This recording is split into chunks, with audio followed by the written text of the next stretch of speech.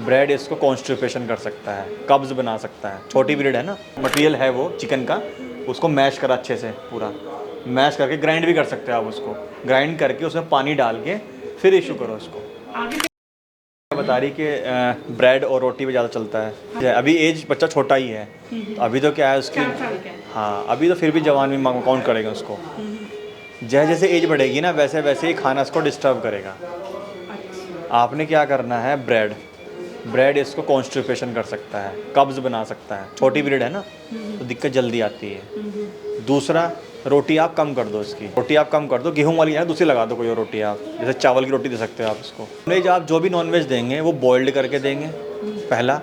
दूसरा, उसमें पानी की मात्रा बढ़ा के देंगे, हाँ, बनी उसको अच्छे से मैश कर ये दिया। दिखती है। आपने जो भी फीड इशू कर रहे हो ना एनी काइंड, जैसे आपने चिकन लिया, चिकन को आपने अच्छे से बॉइल्ड किया।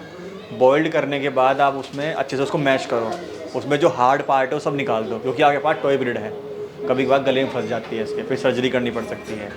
ठीक हो गया। फिर आपने क्या करना है, जब वो जो पर्टिकुलर मामला जो मटेरियल है वो चिकन का, उसको मैश करा अच्छे से, पूरा मैश करके ग्राइंड भी कर सकते हैं आप उसको।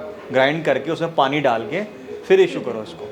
आगे से राइस को ऐसे मत करो, राइस को आप मैश करो हाथ से, या फिर उसको मैक्सिमम बॉइल्ड कर दो। रोटी और ब्रेड कम। दही पे याद रखना है उसको, हाँ, दही पे देते ले आओ, हैं, दही देते हैं। दही ले आओ, दही छाछ मट्ठा, और ये प्लेन होने चाहिए, इसमें नमक मिर्ची हल्दी मसाले जीरे कुछ नहीं डलना है। हाँ, दही। और अभी जैसे मौसम चल रहा है, ये कच्चा पक्का मौसम है, इन दिनों कम से कम हफ्ते में 3 नारियल पानी पिला दो आप इसे। नारियल पानी नारियल पी पानी। लेगा?